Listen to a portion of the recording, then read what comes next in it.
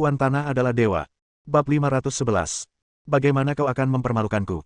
Mendengar ancaman dari pihak lain, Isabella berhenti dan suaranya tiba-tiba berubah dingin. Dasar kalian para lelaki busuk, apa kalian masih mau menindas kami berdua, para wanita? Kata Qi Qinyun dengan marah. Ini adalah alam liar. Aku tidak bisa menjamin apa yang akan terjadi jika sesuatu terjadi, kata Han Hongzhi dengan nada bercanda. Coba saja sentuh kami, dasar bajingan. Teriak Qi Qinyun dengan marah, sengaja membuat pihak lain marah dan mencoba menciptakan kekacauan sehingga dia bisa memanfaatkan kesempatan untuk melarikan diri. Dia dan Isabella tampak berpegangan tangan dengan mesra, tetapi sebenarnya dia dikendalikan oleh Isabella. Nona, kata-katamu terlalu kasar. Aku tidak melakukan apapun. Berhati-hatilah dengan kata-katamu. Han Hongzhi khawatir bahwa dia tidak punya alasan untuk membuat masalah, dan kata-kata Qi Qinyun memberinya kesempatan. Setelah dia selesai berbicara, dia mengedipkan mata pada Ji Wenlong. Ji Wenlong mengerti dan menyeringai cabul, bertindak sepenuhnya sesuai karakter aslinya. Karena kalian bilang kami berandal, hari ini aku akan menunjukkan cara menjadi berandal. Saudara-saudara, kalian datang ke sini tengah malam dan menderita kedinginan. Kalian sudah bekerja keras. Kedua gadis ini adalah keuntungan bagi kalian. Tangkap mereka untukku. Dua gadis cantik, kalian datang ke hutan belantara larut malam. Kalian hanya ingin bersenang-senang. Ini kesempatan yang bagus bagi kami bersaudara untuk bersenang-senang dengan kalian berdua. Dengan begitu banyak dari kami yang menemani kalian berdua, kami jamin kalian akan bersenang-senang dan menikmati kesenangan yang tak tertandingi. Hutan belantara sangat cocok untuk pertempuran di lapangan. Bahkan jika Anda berteriak sekeras-kerasnya, Anda tidak perlu khawatir didengar oleh orang luar. 20 orang penjahat dari geng Singlong di sekitar mereka semua tertawa cabul, dengan ekspresi penuh nafsu dan telanjang di wajah mereka, dan mengelilingi mereka seperti sekelompok serigala ganas. Apa yang ingin kau lakukan? Aku peringatkan kau untuk tidak main-main. Qi Qinyun berpura-pura panik dan merasa kasihan, yang justru membangkitkan pikiran jahat para gangster ini. Isabella tersenyum dingin dan berkata dengan nada dingin, aku peringatkan kau untuk tidak main-main. Siapapun yang berani mendekatiku dalam jarak 3 meter akan menanggung akibatnya. Saya suka kuda asing yang besar. Jangan sebut 3 meter. Nanti saya akan melakukan kontak dekat dengan Anda pada jarak negatif, dan kemudian kita akan menjadi satu. Salah satu penjahat pemberani itu tertawa keras dan bergegas maju dengan tidak sabar. Isabella menatap seseorang seolah-olah dia akan membunuhnya. Ketika gangster itu berada dalam jarak 3 meter, dia tiba-tiba bergegas keluar, kembali ke posisi semula dalam sekejap mata, dan meraih Qi Qinyun lagi. Dia bergerak sangat cepat sehingga sulit bagi orang-orang yang hadir untuk melihat detailnya. Ah! Gangster itu memegangi lehernya, berteriak, dan jatuh ke tanah, berguling-guling dan meronta liar, darah dari lehernya mengalir deras seperti mata air yang tak terhentikan. Isabella memotong arteri karotisnya, dan sepotong daging juga terkoyak. Dia berdarah dan tampak menyedihkan. Para penjahat lainnya ketakutan melihat kejadian ini dan berhenti secara tidak sadar. Saudara Su, apa kabar? Seseorang bergegas maju, menggendong orang yang terluka itu kembali dan menghentikan pendarahannya. Isabella melemparkan potongan daging di tangannya ke tanah dengan jijik dan berkata dengan dingin, siapapun yang berani maju akan mengalami nasib yang sama seperti orang ini. Gangster itu terluka parah dan pasti akan mati jika tidak segera mendapatkan perawatan untuk menghentikan pendarahannya. Adegan ini juga mengejutkan gangster lainnya. Mereka saling memandang dengan bingung dan tidak berani bergerak maju dengan gegabah. Tidak ada yang berani bergerak, kan? Beraninya kalian bertindak seperti penjahat, dasar sampah. Qi Qinyun semakin memperburuk keadaan dan mencibir, jika ada yang berani maju lagi, percaya atau tidak, saudara perempuanku akan langsung membunuhnya. Dasar sampah. Pantas saja kau ditertawakan wanita. Han Hongzhi mengumpat dengan suara rendah. Diolok-olok oleh seorang wanita dan dimarahi oleh Han Hongzhi, Ji Wenlong tidak dapat menahan wajahnya lagi. Dia berkata dengan marah, kamu takut pada seorang wanita. Kamu tetaplah laki-laki. Ayolah. Jika kamu tidak bergiliran mengurus kedua wanita jalang ini hari ini, kamu akan membuang-buang waktumu. Ayo bersama, tidak ada yang perlu ditakutkan dengan jumlah kita yang begitu banyak. Mari kita bergantian berhubungan seks dengan kedua wanita jalang ini. Biarkan mereka tahu apa itu pria sejati. Para perusuh itu mulai berteriak pada saat yang sama, dan meskipun mereka berteriak dengan gembira, tidak ada seorang pun yang berani menjadi yang pertama berbicara. Sialan, ayo. Ji Wenlong memasang wajah jelek. Para bawahan ini benar-benar mempermalukannya. Dia sangat marah hingga menendang pantat pria di depannya dengan keras. Pria itu tak kuasa menahan diri untuk tidak menerjang maju, mendorong orang di depannya dengan kedua tangannya. Orang di depannya lalu mendorong orang di depannya, seperti kartu domino, yang satu mendorong yang lain. Orang yang berdiri di depan adalah orang yang mendapat masalah dan terhuyung-huyung keluar. Isabella tampak lemah dari luar, tetapi dia memiliki sisi vampir yang haus darah dan brutal di dalam tulang-tulangnya. Dia menginjak tanah dan berlari maju secepat anak panah, mencengkeram leher pria malang itu. Dia tampaknya tidak menggunakan banyak kekuatan, tetapi dengan jentikan tangannya, dia melemparkan pria itu, dan dia menabrak kerumunan, menjatuhkan sekelompok orang. Wanita yang Benar-benar biadab. Melempar pria seberat 140 hingga 150 kilogram dengan satu tangan adalah sesuatu yang tidak dapat dilakukan oleh orang biasa, kecuali pria yang kuat. Para penjahat ini akhirnya menyadari betapa mengerikannya Isabella dan tidak berani untuk maju lagi. "Permisi," kata Isabella dingin dan menarik Qi Qinyun ke arah mobil di pinggir jalan. Para penjahat yang menghalangi jalan itu mundur satu demi satu, menghindar seakan-akan mereka sedang melihat setan perempuan. "Kau benar-benar tidak berguna. Keluar dari sini." Wajah Han Hongzhi berubah menjadi hitam. Sekelompok pria ketakutan oleh seorang wanita dan dia juga merasa malu. Dengan beberapa lompatan cepat, dia menghalangi jalan Isabella. "Nona Isabella, apakah Anda ingin pergi begitu saja tanpa menjelaskan diri Anda dengan jelas?" kata Han Hongzhi dengan wajah muram. "Enyahlah." Sebelum Isabella sempat menjawab, Qi Qinyun bergegas memarahi, "Apa kau tidak melihat betapa hebatnya saudara-saudariku? Kau buta, dan kau berani datang dan mencari kematian. Dasar jalan kecil, kau tidak tahu bagaimana hidup dan mati. Kalau kau membuatku kesal, aku tidak keberatan menghancurkanmu." Han Hongzhi berkata dengan dingin, matanya seganas ular berbisa, dan aura jahat terpancar dari sekujur tubuhnya. Qi Qinyun sama sekali tidak takut dengan intimidasi Han Hongzhi. Alisnya terangkat, matanya membulat, dan dia terus memarahi, "Kamu berani menyentuhku, dasar bajingan bau, dasar Kasim sialan. Dasar jalang, kau yang minta." Han Hongzhi menghentikan Isabella hanya untuk menunjukkan kewibawaannya di hadapan Jiu Wenlong dan yang lainnya. Ia memanfaatkan kesempatan itu untuk menyerang Qi Qinyun. Ia melesat maju, mengangkat telapak tangannya dan menamparkan pipi Qi Qinyun, bersiap untuk menamparnya dengan keras. Isabella diminta oleh Qin Ming untuk menjaga Qi Qinyun dengan baik. Dia menangkis lengan Han Hongzhi dengan telapak tangannya.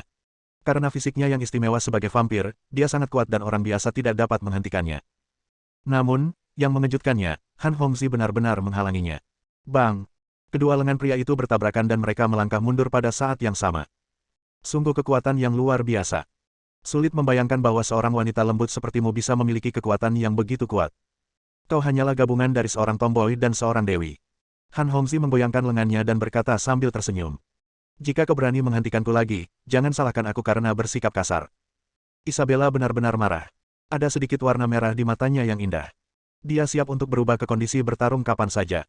"Asalkan kau bisa memberitahuku di mana orang yang mencuri tongkatku berada, aku tidak akan mempersulitmu," kata Han Hongzhi. "Kalau barangmu hilang, sebaiknya kau pergi ke polisi saja daripada bertanya padaku," jawab Isabella dingin. Han Hongzhi berkata dengan nada sarkastis, "Jangan bertele-tele.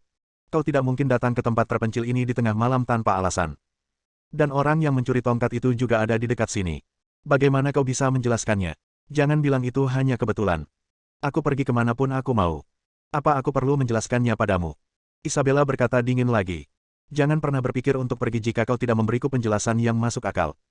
Sambil berbicara, Han Hongzhi kembali menerkam dan meninjunya. Isabella tidak menerima tantangan itu. Dia memeluk pinggang Qi Qinyun dan cepat-cepat mundur untuk menjaga jarak. Pihak lain jelas tidak ingin mereka pergi, jadi dia tidak punya pilihan selain mengambil tindakan keras. "Kau memaksaku melakukan ini." Cahaya merah haus darah di mata indah Isabella semakin kuat, tetapi dia tidak ingin mengungkapkan identitasnya sebagai vampir di depan orang biasa, jadi dia tidak berubah. Kabut merah darah melonjak di sekujur tubuhnya dan dengan cepat mengembun menjadi sosok manusia. "Hati-hati!" teriak Isabella, lalu tiba-tiba menyerbu keluar dan membunuh Han Hongzhi. Namun anehnya, ada Isabella lain yang sedang memegang Qi Qinyun, yang berarti ada dua Isabella yang identik muncul di tempat kejadian. Kenapa ada dua gadis asing? Apakah aku berkhayal? Trik macam apa ini? Kebangkitan. Para penjahat dari geng Xinglong semuanya tercengang. Mereka tidak mengerti apa yang sedang terjadi, dan tidak dapat membedakan mana Isabella yang asli dan mana yang palsu. Isabella menggunakan teknik rahasia klon darah. Dia sangat teliti dan mempertimbangkan pertarungan dengan Han Hongzhi dan yang lainnya. Untuk mencegah Qi Qinyun melarikan diri dalam kekacauan, dia harus menggunakan klon darah. Tubuh utama melawan Han Hongzhi, dan klon mengawasi Qi Qinyun. Qi Qinyun juga sedikit tercengang. Dia melihat Isabella di sampingnya, lalu ke yang lain, dan tidak bisa membedakan yang asli dari yang palsu. Dia berhasil menciptakan konflik, tetapi dia tidak pernah menyangka bahwa Isabella juga bisa menggunakan klonnya. "Sekalipun kau punya banyak cara, kau tidak akan bisa pergi kecuali kau memberitahuku di mana orang yang mencuri tongkat itu." Han Hongzhi terkejut melihat dua Isabella tiba-tiba muncul, tetapi ia segera menenangkan diri, dengan senyum sinis di wajahnya. Ada cahaya hitam pekat di matanya, yang membentuk kontras tajam dengan mata Isabella yang berwarna merah darah. Udara hitam menyelimuti sekelilingnya, dan dia tampak jahat, seolah dirasuki setan. Kekuatan jahat sekali. Isabella jelas merasakan kekuatan jahat mengalir keluar dari tubuh Han Hongzhi, seperti iblis yang terbangun. "Bunuh!" Han Hongzhi mengeluarkan raungan rendah seperti binatang buas, membawa roh jahat yang kuat, dan menerkam Isabella dengan ganas, bertarung dengannya. Di kuburan massal itu, manusia serigala dan vampir berdiri terpisah dan saling berhadapan dari jauh. Kedua musuh alami ini kini hidup berdampingan secara damai, karena mereka memiliki musuh yang sama, Qin Ming. Qin Ming diserang oleh versi hipnosis mental yang disempurnakan yang dilakukan oleh Malzahar. Otaknya jatuh ke dalam kondisi aneh, setengah bermimpi dan setengah terjaga. Tubuhnya menyatu dalam kegelapan, dan dia bergerak secara naluriah secepat hantu, tidak menentu dan tidak pasti. Manusia serigala dan vampir tidak dapat melihat atau merasakan Qin Ming, jadi mereka hanya bisa membentuk lingkaran dan waspada tinggi. Lebih dari setengah jam berlalu dengan cepat, dan Qin Ming, yang bergerak cepat, tiba-tiba membuka matanya, berhenti, dan senyum bahagia muncul di wajahnya. Saya telah menguasai kesadaran spiritual saya, berkat Malzahar. Bab 512. Baru-baru ini, Qin Ming akan memegang pedang haus darah di tangannya hampir setiap malam, menggunakan roh jahat tak terbatas yang terkandung dalam pedang untuk mengasah semangat dan kemauannya, sehingga serangan mental biasa yang dilancarkan Malzahar tidak berpengaruh padanya. Setelah Malzahar meminum obat khusus untuk secara paksa meningkatkan hasil serangan mental, Qin Ming jatuh ke dalam kondisi seperti mimpi dan setengah terjaga. Semakin jiwa Qin Ming tertekan, semakin kuat perlawanannya. Dirangsang oleh serangan mental yang sangat kuat, ia mengalami perubahan kualitatif dan mengembun menjadi kesadaran spiritual. Tepat ketika manusia serigala dan vampir mulai tidak sabar dan mengira Qin Ming telah melarikan diri, Qin Ming tiba-tiba muncul dari kegelapan. Di sana, Qin Ming muncul. Seorang anggota klan darah yang bermata tajam adalah orang pertama yang menemukan Qin Ming dan berteriak. Aku sudah menunggu begitu lama, dan akhirnya dia muncul. Bradley sudah tidak sabar dan berkata kepada Haris dengan tidak sabar, terserah padamu. Majulah dan bantu aku membunuhnya. Jangan biarkan dia menghilang lagi. Mati. Teriak Haris dan melompat keluar dengan cepat. Saat ia berlari liar, matanya berubah menjadi merah darah, taringnya terlihat, tubuhnya membengkak, dan otot-ototnya mengembang seperti batu, merobek pakaiannya, dan ia berubah menjadi siap bertempur. Setelah muncul, Qin Ming kembali memejamkan mata dan melepaskan indera spiritualnya.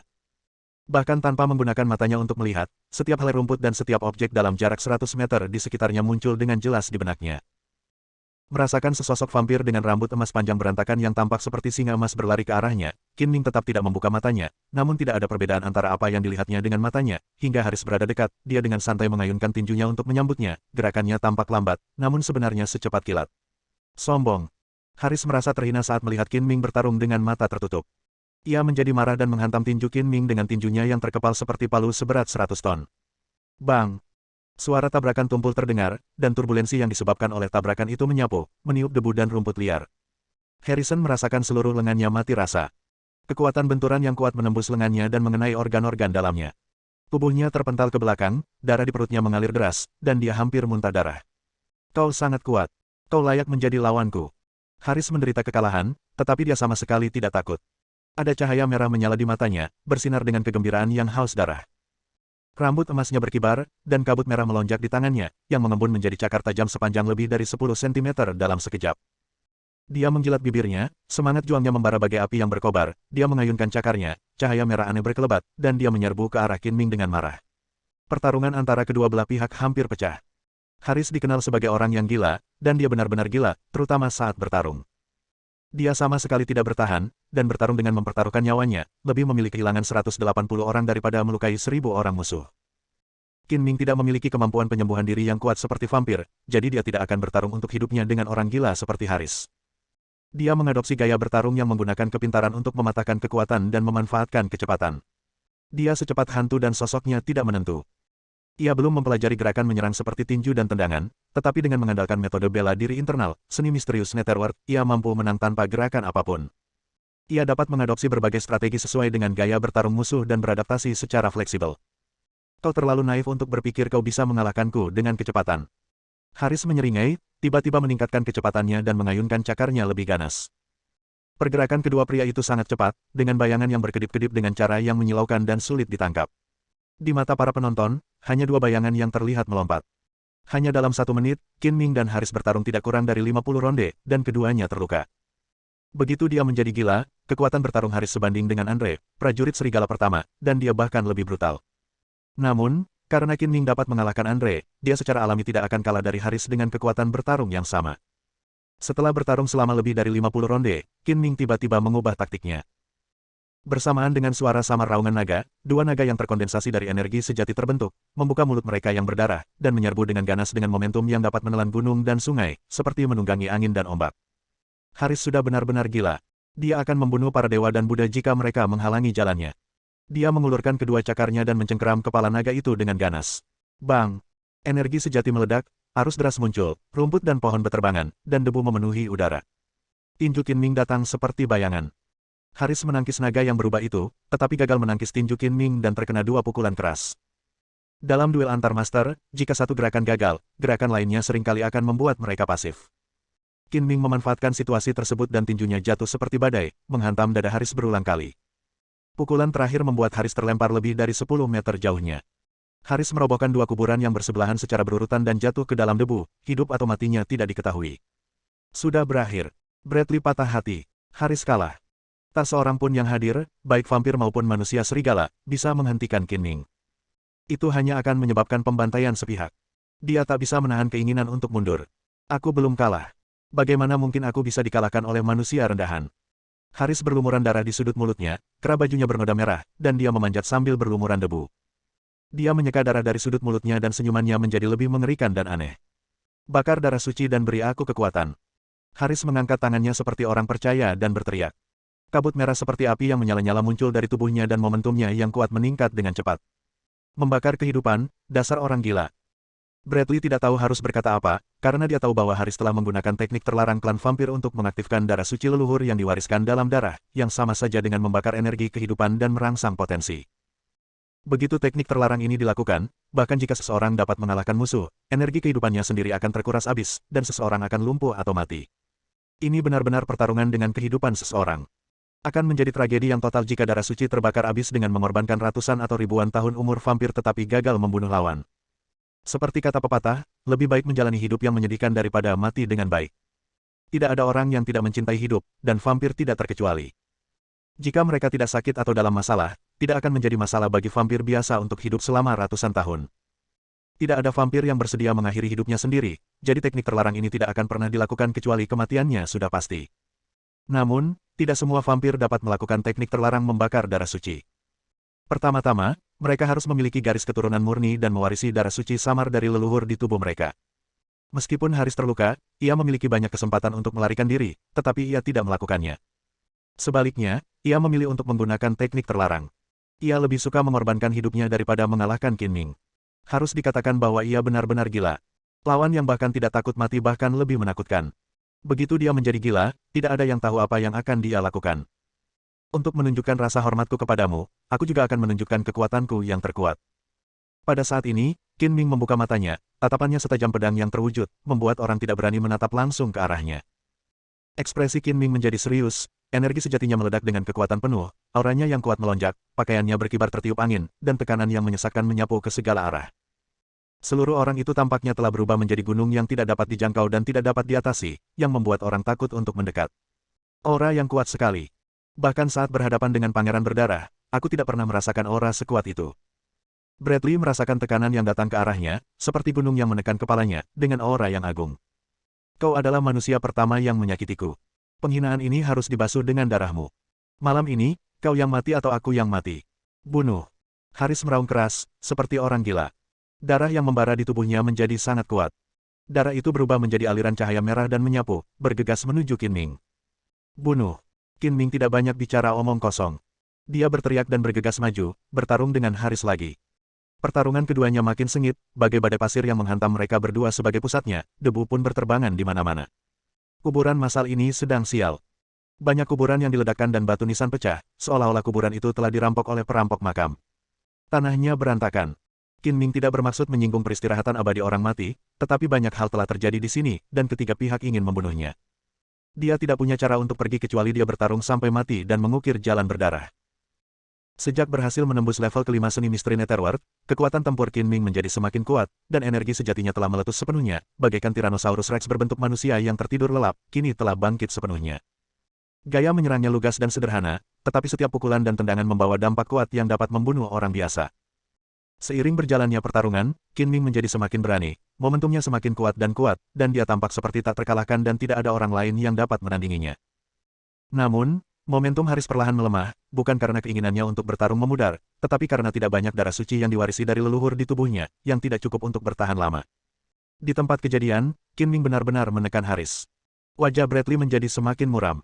Dia tidak menyangka bahwa meskipun Haris membakar darah suci dan melakukan teknik terlarang, dia tetap bukan tandingan Qin Ming. Bahkan jika Pangeran Darah datang, dia mungkin tidak dapat mengalahkan Qin Ming. Ternyata Qin Ming sangat kuat. Sungguh musuh yang mengerikan yang telah aku provokasi. Bradley menyesalinya dalam hatinya. Jika dia tahu ini akan terjadi, dia seharusnya tidak berselisih dengan Qin Ming. Namun, sudah terlambat untuk mengatakan apapun sekarang. Dendam sudah terlanjur dan sulit untuk dihilangkan. Hampir di saat yang bersamaan, di pinggir jalan tempat mobil itu diparkir, pertarungan antara Isabella dan Han Hongzhi semakin memanas. Yang mengejutkan Isabella adalah Han Hongzhi benar-benar mampu mengalahkannya dan mereka berdua sama-sama setara. Dia tidak bisa tidak bertanya-tanya dari mana datangnya aura jahat yang terpancar dari Han Hongzhi. Mata Han Hongzhi menjadi hitam seperti tinta, tanpa sedikit pun warna putih di dalamnya. Dia tampak seperti dirasuki setan, aneh dan tidak dapat dijelaskan. Orang-orang dari geng Xinglong merasa ngeri. Mereka tidak menyangka bahwa Han Ye yang dihormati Jiu Wenlong sebenarnya adalah seorang penganut aliran sesat. Meskipun mereka adalah gangster, mereka tidak ingin terlibat dengan aliran sesat itu. Begitu geng Xinglong ditetapkan sebagai organisasi sesat, ia pasti akan dilarang oleh mesin negara yang kuat dan tak tertahankan.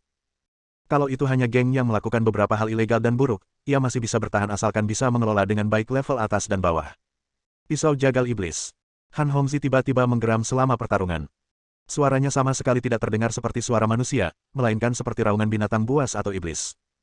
Aura pembunuh yang jahat tiba-tiba mengembun menjadi pisau jagal hitam, dengan cepat menebas ke arah Isabella. Bersambung.